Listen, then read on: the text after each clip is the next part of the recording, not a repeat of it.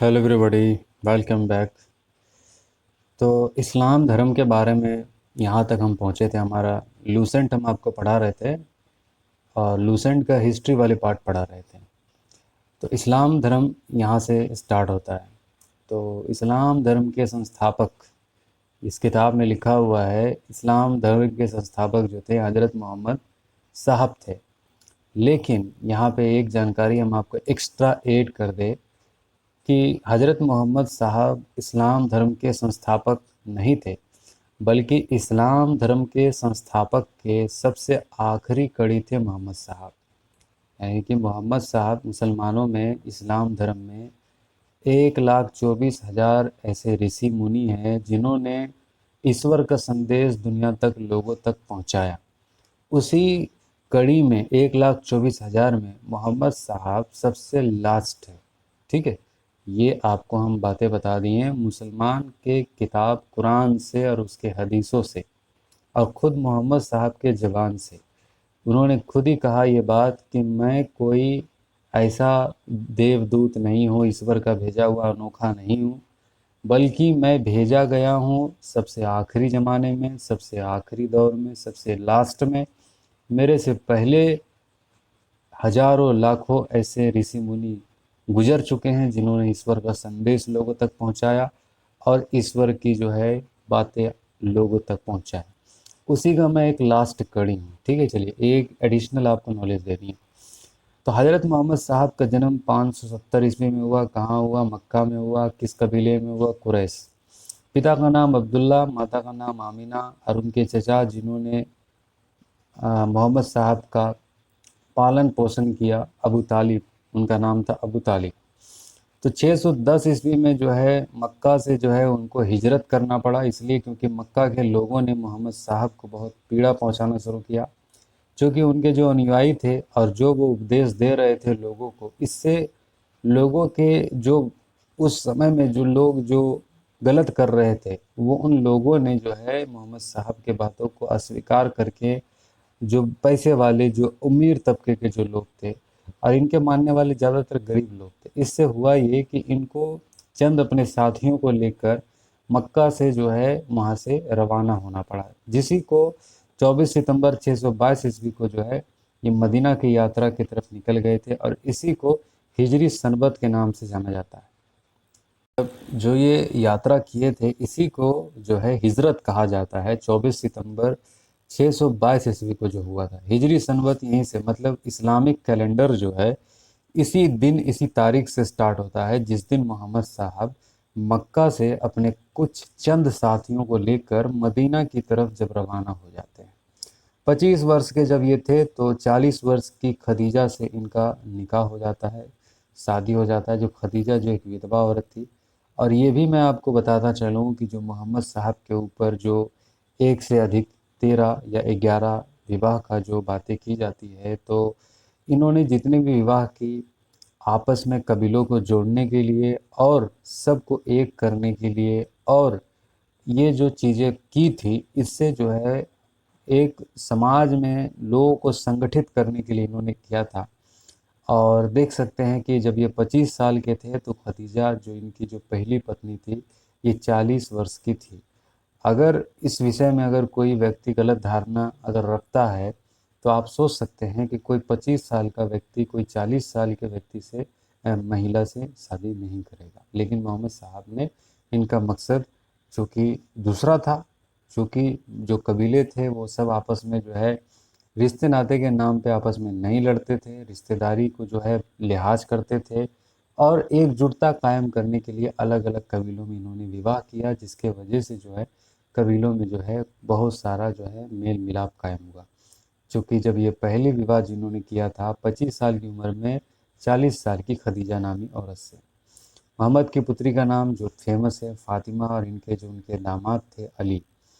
जिब्राइल देवदूत जो कि मोहम्मद साहब के पास कुरान की वाणी लेके आया करते थे वक्तन फ़वक्तन, तो इसी का नाम यहाँ जिब्राइल है, और यही कुरान की आयतों को लाते थे, मोहम्मद साहब को याद करवाते थे। कुरान इस्लाम धर्म का पवित्र ग्रंथ है, और इसमें 114 चैप्टर है, 6360 इसमें आयतें हैं, जिसको पद बोला जाता है। पैगंबर मोहम्मद ने कुरान की शिक्षाओं को उपदेश दिया। हज़रत मोहम्मद साहब की मृत्यु हो गई थी 8 जून 632 ईस्वी को, और मदीना में इनको जो है दफनाया गया था। तो मृत्यु के बाद इस्लाम सुन्नी तथा शिया नामक दो पंथों में बँट गया। इनके बाद इनके अनुयायियों में इख्तलाफ हो गया, विवाद हो गया, जिसके वजह से जो है दो पंथों में जो है ये जो है बँट गए। एक पंथ को सुन्नी और एक पंथ को शिया कहा जाता था। सुन्नी वाले वो थे जो सुन्ना पे विश्वास करते थे, यानी कि जो मोहम्मद साहब के जो सुन्नत है, जो उन्होंने कहा है, उसी अनुसार अपने जीवन यापन को, दिनचर्या को व्यतीत करने वाले लोग सुन्ना पर सुन्नी कहलाए। और जो शिया जो हुए वो अली के शिक्षाओं को और या फिर उनसे जुड़ी हुई बातों को, वो भी पैगंबर मोहम्मद को मानते हैं, लेकिन कुछ भिन्नताओं को और कुछ अपने जो उनके विचार थे, जैसे कि वो मानते थे कि मोहम्मद साहब के जाने के बाद इस्लामिक धर्म के, यानी कि जितने भी जो संस्था जो जो देख रेख करने वाले जो खलीफा जो होंगे, वो होना चाहिए था अली को, जबकि वो हुए बाद में अबू बकर, फिर उसके बाद उमर, फिर उसके बाद उस्मान, फिर उसके बाद नंबर आया अली का। तो जिनके वजह से इख्तलाफ हुआ, विवाद हुआ, और ये पहले मतलब उत्तराधिकार नहीं मानने की वजह से जो है, तो शिया का एक जो अली को मानने वाले जो गुट थे, उनका जो है एक अलग जो है एक समुदाय बन गया, जिसको शिया कहते हैं। ठीक है। अली की 661 में हत्या कर दी गई थी। अली के पुत्र जो थे हुसैन, इनकी हत्या 680 में हो गई करबला नामक स्थान पर, जिनके मातम जो आज तक किया जाता है मुहर्रम मनाकर। ठीक है। तो शिया देखते हैं कि इस दिन जो है काफ़ी जो है अली का बेटा हसन का मातम ये लोग जो है मनाते हैं, जो मुहर्रम नाम का जुलूस ये लोग निकाला करते हैं। ठीक है। मोहम्मद साहब के उत्तराधिकारी को खलीफा कहलाते हैं, और इस्लाम जगत में खलीफा पद जो है 1924 तक जो है रहा है। क्योंकि आप देख सकते हैं जो लास्ट जो खलीफा का नाम अपने जो इतिहास में भी हमारे आधुनिक भारत में खिलाफत आंदोलन जो सुना था, इसी वजह से, क्योंकि जो है वो लास्ट खलीफा जो है 1921 में जो हमारे यहाँ खिलाफत आंदोलन चल रहा था, वो उसी खलीफा को रीस्टोर करने के लिए, चूँकि ऑटोमन एम्पायर जो है द्वितीय विश्व युद्ध में शिकस्त होने के बाद वहाँ पे इंग्लैंड जो है अपना शासन और अपने मन मुताबिक सिस्टम लाने का जो कोशिश कर रहा था, जो कि जिसमें कामयाबी भी हासिल हुआ, उसी खलीफा पद को रिस्टोर करने के लिए बहुत सारे मुसलमान देश जो है कोशिश कर रहे थे, जिसमें कि भारत भी एक काफ़ी बड़ी आबादी मुसलमानों की जनसंख्या वाला देश था, जिसके वजह से वो खलीफा को चाहते थे कि वो खलीफा पद बना रहे, जिसके लिए यहाँ पे एक आंदोलन भी हुआ था बहुत मास, जिसको जो है गांधी जी ने जो है एक मौका समझा था हिंदू मुसलमान की एकताई को कायम करने के लिए, जिसके वजह से भारत में जो है खिलाफत आंदोलन जो है स्टार्ट किया गया था। तो आप देख सकते हैं 1924 में जो है खिलाफत आंदोलन मतलब 21 में हुआ था, और ये खलीफा पद 1924 तक रहा था। इब्न इसाक ने पैगंबर मोहम्मद साहब की जीवन चरित्र लिखा है, बायोग्राफी लिखा है। मोहम्मद साहब के जन्मदिन पर ईद मिलादुन्नबी मनाया जाता है। अब भारत में सर्वप्रथम आगमन जो है अरबों का जो हुआ है 712 ईस्वी में हुआ है। इसी से जो है फिर पश्चिमी भारत में, फिर उसके बाद उत्तर भारत में, पूरा भारत में बड़ी तेज़ी से जो है इस्लाम धर्म का प्रसार हुआ, क्योंकि इस्लाम धर्म बहुत सिंपल, साधारण और एक सच्चे ईश्वर, एक माबूद और कोई जात पात ऊंच नीच धर्म के अलावा, ये केवल और केवल एक ईश्वर की भक्ति करने वाले को जो है एक पंथ में जो है एक जो है माले में जो है पिरोने का काम करता है, जिसके वजह से जो भारत की जो कंडीशन थी, जिस तरीके से धार्मिक आडंबर था, जात पात था, कुरीतियाँ थी, तो इस्लाम धर्म लोगों को बहुत ज़्यादा प्रभावित किया। क्योंकि इस्लाम धर्म में आने के बाद कोई ऊंच नीच नहीं था, कोई भेदभाव नहीं था। ये सारी चीज़ें जो है यहाँ के लोगों को काफ़ी अच्छा लगा था, चूँकि यहाँ का समाज ही बहुत भेदभाव वाला था, जिसके वजह से बड़ी तेज़ी से इस्लाम धर्म जो है भारत में फैल गया।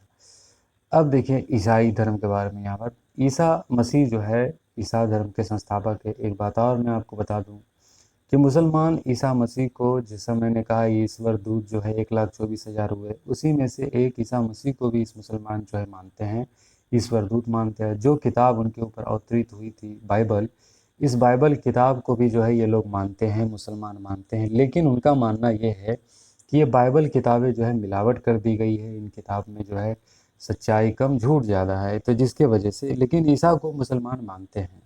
ठीक है। मुसलमान मुसलमान ही नहीं रहेंगे जब तक वो ईसा को नहीं मानेंगे। जो ईसाई लोग, जिनको जो है भगवान का, यानी कि जो है गॉड का बेटा कहते हैं, जबकि मुसलमान कहते हैं नहीं, गॉड का दूत है, गॉड के पैगाम पहुंचाने वाले थे। बस इतना ही फ़र्क है। बाकी मानते मुसलमान भी है और ईसाई मानते हैं गॉड का बेटा, जिसमें विवाद है। और कोई ऐसा बात नहीं है कि मुसलमान नहीं मानते, मुसलमान भी मानते हैं।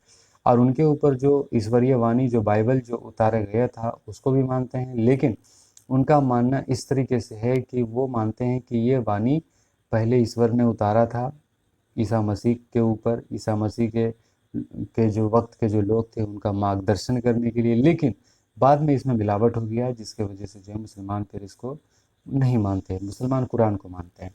ईसा के जन्म दिवस को क्रिसमस के रूप में मनाया जाता है। और ईसा मसीह के माता का नाम मेरी और पिता, देखिए मुसलमान, ये भी यहाँ पर एक चीज़ मैं ऐड कर दूँ, मुसलमान नहीं मानते हैं कि ईसा के जो है कोई पिता थे। मुसलमान मानते हैं कि ईसा एक ऐसे मर्द थे दुनिया में जो केवल और केवल अपनी माता से जो है वो पैदा हो गए थे, और उनका कोई पिता नहीं था, जो कि ईसाई नहीं मानते। ईसाई जो है वो कहते हैं कि ईश्वर का बेटा है। इसी वजह से वो कहते हैं, क्योंकि ये खुफिया एक तरीके से ये एक रहस्य बन के रह गया था, जिसके वजह से ईसाई लोग जो है इनको कहने लगे कि ईश्वर का बेटा है, इनका कोई बाप नहीं है। लेकिन इस किताब में यहाँ पे जो नाम जोसेफ दिया गया है, ये मन गढ़ंत बनाई हुई नाम है। ये नाम जो है ना ईसाई भी मानते हैं, जो ईसाई धर्म गुरु है वो भी नहीं मानते, वो भी यही मानते हैं कि ईसा बेटा है भगवान के। वो इस तरीके से मानते हैं, और फिर इस तरीके से वो समझते हैं कि मेरी फिर उनकी पत्नी, जो कि मुसलमान इस चीज़ को बहुत बहुत बहुत ज़्यादा बुरा मानते हैं। मुसलमान का मानना है केवल और केवल ईसा जो है वो ईश्वर दूत है, और वो मेरी उनकी माँ है, और उनके कोई पिता नहीं है। और ये एक रहस्य है, ये एक ईश्वर का जो है एक करामात है, एक निशानी है, जो एक केवल और केवल औरत से एक जो है पुरुष को भगवान ने पैदा किया, वो मुसलमान मानते हैं। ईसा ने अपने जीवन के प्रथम 30 वर्ष एक बढ़ई के रूप में काम किए थे, क्योंकि इनके जो देख रेख करने वाले थे, जिनका नाम जो था यहाँ पे आपको जो यहाँ पे ईसाई किताबों में कुछ और दिया जाएगा, लेकिन मुसलमान जो है उनको कहते हैं जकरिया कहते हैं, जकरिया। और यही हो सकता है, देखिए आप जोसेफ जो आप नाम यहाँ पे पढ़ रहे हैं, शायद वही जकरिया को ये लोग जोसेफ कहने लगे, जबकि वो जकरिया जो थे वो ईसा के पिता नहीं थे, वो ईसा के देख रेख करने वाले थे।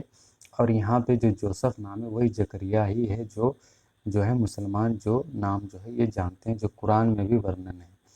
ईसा मसीह के प्रथम दो शिष्य थे एंड्रूस और पीटर। ईसा मसीह के सूली पे रोमन गवर्नर पेंटियस ने चढ़वाया था। अब देखिए कितना दुविधा वाली बात है कि जो ईसाई मानते हैं ईसा को, उन्हीं के किसी समय के गवर्नर पेंटियस ने ही ईसा को जो है सूली पे चढ़ा दिया था।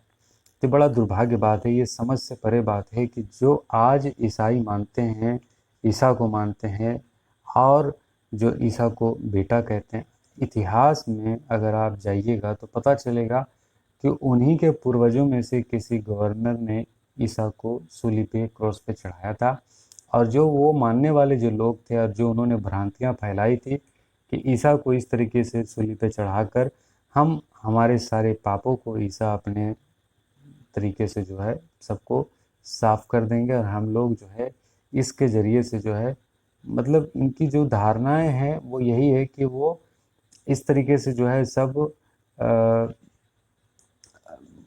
ये बड़ा उलझी हुई बातें हैं, मतलब ये समझ से परे बातें हैं कि किस तरीके से जो आज मानने वाले हैं उन्हीं के समय के उन्हीं के लोगों ने ही जो है ईसा को सूली पे चढ़ा दिया।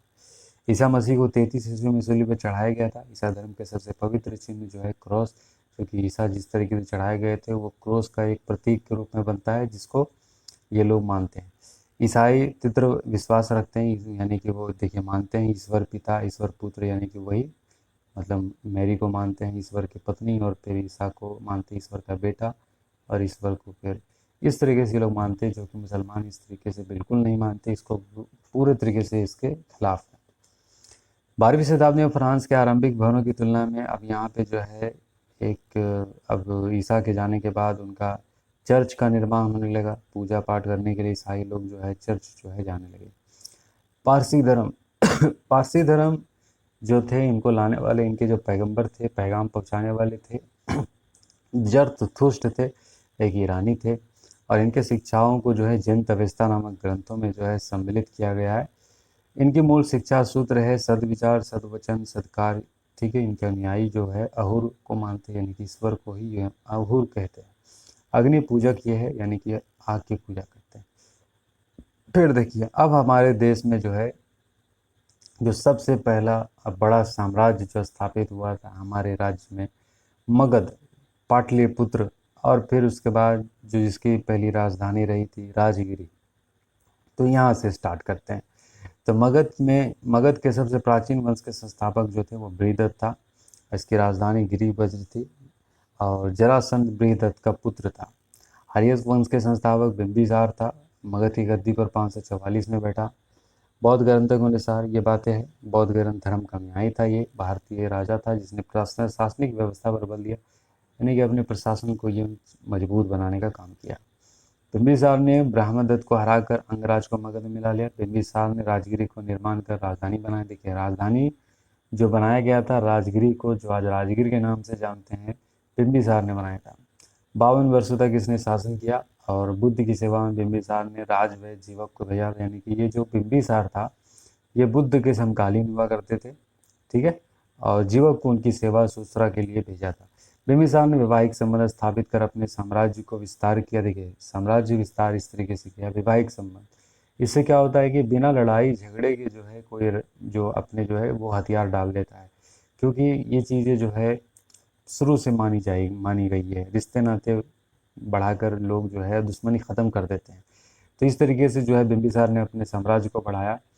प्रसेनजित, जैसे कि यहाँ पर कौशल नरेश प्रसेनजित ने अपनी बहन की शादी करवा दी बिंबिसार से, महाकोसला से। ठीक है, और फिर देखिए वैशाली के चेतक की पुत्री चेलना का जब विवाह हो गया तो पंजाब की राजकुमारी क्षेमा से शादी की। इस तरीके से अलग अलग राज क्षेत्र को, अलग अलग राज्य को इन्होंने जो है विवाह के माध्यम से अपना जो है क्षेत्र को बढ़ाया। बिंबिसार की हत्या उसके पुत्र बेटे ने अजातशत्रु ने कर दी थी 493 ईस्वी में। मगध की गद्दी पर वही बैठा फिर। अजातशत्रु का जो उपनाम कुनिक कहते थे और ये जैन धर्म के मानने वाले थे। 32 वर्ष की उम्र में जो है 32 वर्ष तक शासन किया। और ये सुयोग मंत्री का नाम जो है वस्कार था, जो सबसे इनके जो फेमस मंत्री थे वरस्कार। और इसी की सहायता से अजातशत्रु ने वैशाली पर विजय प्राप्त की थी 461 में अपने पिता की हत्या कर। अब देखिए, इनकी हत्या कर दिया अजातशत्रु को इसके बेटे ने उदायन, और फिर वो गद्दी बढ़ी। यहीं पे अपने पिता की हत्या करके बैठा था और इसकी भी हत्या इसके बेटे ने ही की। मतलब इतिहास से आप ये चीज़ सीख सकते हैं कि जैसे आप करेंगे वैसी आपको भरनी पड़ेगी। ये चीज़ें याद रखिएगा। जो काम अजातशत्रु ने किया वही अजातशत्रु के बेटे ने इसके साथ किया। उदयन ने पाटलिग्राम का स्थापना की। जैन धर्म का ये भी अनुयायी था। आर्यक वंश का अंतिम राजा उदयन का पुत्र नागदेशक था। नागदेशक को उसके अमात्य शिशुनाग ने, अब देखिए, अब आप नागदेशक को मारने वाला कौन बोले, शिशुनाग, 412 में। अब यहाँ पर से शिशुनाग वंश की स्थापना हो जाती है। नागदेशक मार दिया, यानी कि नागदेशक को मारने वाला शिशुनाग, फिर यहाँ से शिशुनाग वंश की स्थापना हो गई। शिशुनाग का उत्तराधिकारी कालाशोक हुआ जो पाटलिपुत्र अपना राजधानी लेके गया। शिशुनाग वंश का अंतिम राजा जो था नंदीवर्धन था। और नंद वंश का ये संस्थापक हुआ जो पहला जो यहाँ पे नाम है महापद्म नंद। और ये जो महापद्म नंद था इसका जो अंतिम शासक हुआ घनानंद, ये सिकंदर के समकालीन था। अब फिर इसी से साम्राज्य को छीनने का काम करता है मौर्य वंश की जो स्थापना होती है। ठीक है, सिकंदर के बारे में देखिए, 356 में जो आया था, पिता का नाम फिलिप था, और 359 में जब मकदूनिया का शासक बना। ये 329 ईस्वी में जो है ये जो कूच कर दिया उत्तर, मतलब पूरब की तरफ, भारत की तरफ अभियान करने के लिए, विश्व विजय करने के लिए। अरस्तु का ये बेटा शिष्य था। इसका अभियान 326 में जो है भारत की ओर पहुंचा। सिकंदर का सेनापति जो था ये सेरिगस निकोडर था। पंजाब के शासक पोरस के साथ इसका युद्ध हुआ, यानी कि यहाँ तक पहुँच गया, झेलम नदी के किनारे तक पहुँच गया। और फिर उसके बाद वहाँ पे जो एक बड़ा शक्तिशाली जो एक राज्य था पोरस का, राजा पोरस, तो उससे जो है एक लड़ाई हुई सिकंदर की। और कहा जाता है इतिहास में कि पोरस ने सिकंदर को ज़बरदस्त टक्कर दिया, यहाँ तक कि सिकंदर मरते मरते बचा, हारते हारते बचा। लेकिन बहरहाल सिकंदर की जीत हो जाती है और फिर पोरस जो है हथियार डाल देता है। और वो फिर उसके बाद जो कहानी आपने पढ़ा होगा इतिहास में, जो पोरस से कहता है सिकंदर कि एक राजा को एक राज्य से क्या करना चाहिए, मतलब तुम्हारे साथ क्या सलूक करना चाहिए, तो पोरस यही कहता है कि जो एक राजा के साथ करेगा वही चीज़ तुम्हें करना चाहिए। इस तरीके से पोरस की बहादुरी को देखकर, आत्मविश्वास को देखकर सिकंदर जो है उसके उसके राज्य को उसी को थमा देता है। लेकिन फिर सिकंदर की सेना आगे बढ़ने से मना कर देती है, क्योंकि आगे जो एक साम्राज्य था नंद वंश घनानंद, चूँकि वो सुन रखे थे ये बहुत ज़्यादा शक्तिशाली है, अभी जो है पोरस को हराने में हमारी पसीना छूट गया, आज बढ़ते बढ़ते बचे, आगे चल कर के जो राज्य इतना बड़ा जिसकी चर्चा हम बहुत दूर से सुनते आ रहे हैं, तो उससे क्या मुकाबला कर पाएंगे। इसी वजह से सिकंदर के जितने सिपाही थे उनके हाथ पैर फूल गए। सिकंदर स्थल मार्ग द्वारा 325 भारत से लौट गया। फिर उसके बाद वो पूरी तरीके से जो है उत्तर भारत की तरफ कूच नहीं किया, चूँकि उसके सिपाही लोग जो है जवाब दे चुके थे। फिर वो 325 में जो भारत से लौट गया। मृत्यु 323 में हो गई 33 वर्ष की अवस्था में, और ये अपने सेनापति को छोड़ के गया था निर्याकस, जहाँ तक इन्होंने जो है अपना फतह किया था, जीत हासिल की थी, वहाँ पर अपने एक क्षेत्र में सेनापति को छोड़ के गया था निर्याकस। इसका एक पीर घोड़ा था बहु फेकला, तो इसी के नाम पर जो है एक नगर भी बसा दिया। फिर देखिए घनानंद को जो है हटाकर मौर्य साम्राज्य स्थापित करने का काम करता है 345 ईस्वी में चंद्रगुप्त मौर्य। तो इसको जो है सिकंदर मतलब जो जीवनी लिखने वाले जो अंग्रेज जो लोग हैं वो लोग कहते हैं चंद्रगुप्त मौर्य को सेंड्रोकोटस कहते हैं। तो ये है विलियम जोन्स ने जो है इसकी पहचान की चंद्रगुप्त मौर्य को सेंड्रोकोटस। ये आपको पूछेगा सवाल। विशाख दत्त कृत मुद्रा राक्षस में चंद्रगुप्त मौर्य के लिए विरसल मतलब यानी कि एक ऐसे मतलब सब मतलब जो है निम्न कुल से ये जो है संबंध थे चंद्रगुप्त मौर्य।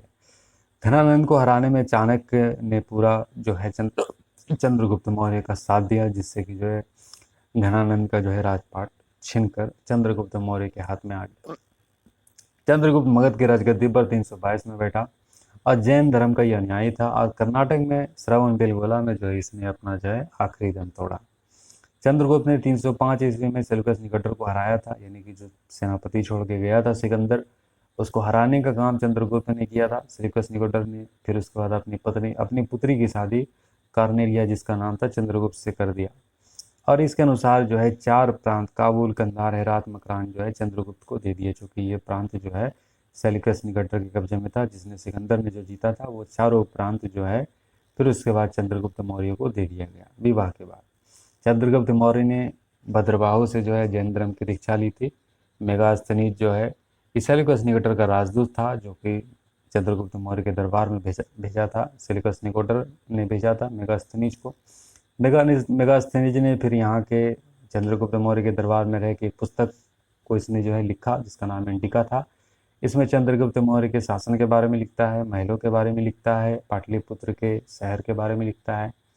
तो इसने कहा कि जब भी राजा पालकी में निकलता था तो एक शोभा यात्रा जो है जश्न मनाते थे पब्लिक, चांदी से अलंकृत हथियार से सब अंगरक्षक सवार होते थे, चारों तरफ जो है पेड़ का झुंड लेके चलते थे, जिसपे जो है प्रशिक्षित जो है तोतों का झुंड रहता था सम्राट के सिर के ऊपर। और इस तरीके से इसने कहा कि पाटलिपुत्र के बारे में कहता है कि एक विशाल प्राचीर से घिरा था, 570 बुर्ज थे, 64 द्वार था, ये सब बातें इसने कहा। कच्ची ईंटों से बना था, लकड़ी का बना हुआ था, नक्काशी इसमें जो लकड़ी का था। चंद्रगुप्त मौर्य सेल्यूकस के बीच युद्ध का वर्णन एपियानस ने किया। प्लूटार्क के अनुसार चंद्रगुप्त ने सेल्यूकस को 500 हाथी पार में दिया था।